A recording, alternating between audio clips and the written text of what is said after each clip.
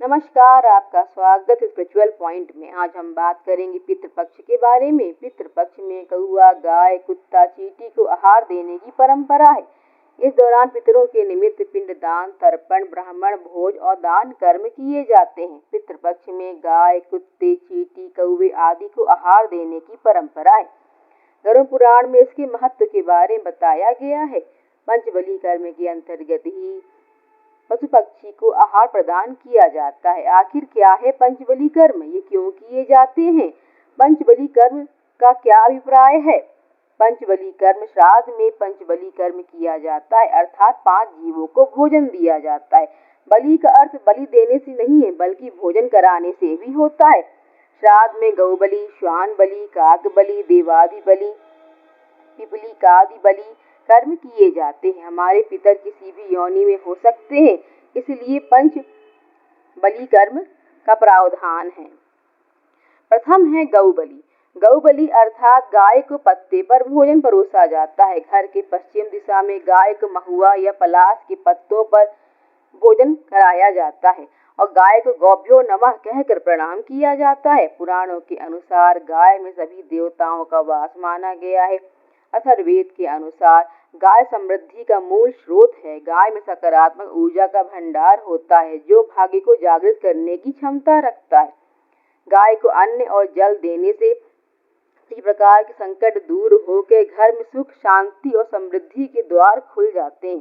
प्रतिदिन गाय को रोटी खिलाने से गुरु और शुक्र ग्रह बलवान होते हैं और धन समृद्धि में बढ़ोतरी होती है। दूसरा है श्वान बलि। श्वान अर्थात कुत्ता। श्वान बलि अर्थात कुत्ते को पत्ते पर भोजन परोसा जाता है। कुत्ते को भोजन देने से भैरव महाराज प्रसन्न होते हैं। हर प्रकार के आकस्मिक संकटों से भक्त की रक्षा करते हैं। कुत्ता आपके राहु केतु के बुरे प्रभाव और यमदूत, भूत प्रेत आदि से रक्षा करते हैं। कुत्ते को प्रतिदिन भोजन देने से जहाँ दुश्मनों का भय मिट जाता है, वही व्यक्ति निडर हो जाता है। ज्योतिषी के अनुसार केतु का प्रतीक है कुत्ता। कुत्ता पालने या कुत्ते की सेवा करने से केतु का अशुभ प्रभाव समाप्त हो जाता है।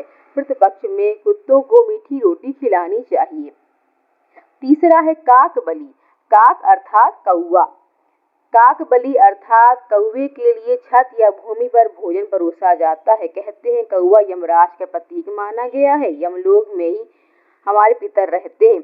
धार्मिक मान्यताओं के अनुसार कौवे को देवपुत्र भी माना गया है। कौवे को भविष्य में घटने वाली घटनाओं की पहले से ही जानकारी हो जाती है। चौथा है पिपली का आदि बलि। पिपली का आदि बलि अर्थात चींटी, कीड़े मकोड़ों इत्यादि के लिए पत्ते पर भोजन परोसा जाता है। उनके बिल हों तो वहाँ चूरा कर भोजन डाला जा सकता है। इससे सभी प्रकार के संकट मिट जाते हैं और घर परिवार में सुख और समृद्धि आती है। पांचवा है देवबलि। देवबलि अर्थात पत्ते पर देवी देवताओं पितरों के लिए भोजन परोसा जाता है। बाद में इसे उठा के घर के बाहर उचित स्थान पर रख दिया जाता है। इस प्रकार से पंचबली कर्म के संबंध में जानकारी दी गई है। अगर आपको हमारा वीडियो अच्छा लगे, इसे लाइक, शेयर, सब्सक्राइब करें। धन्यवाद।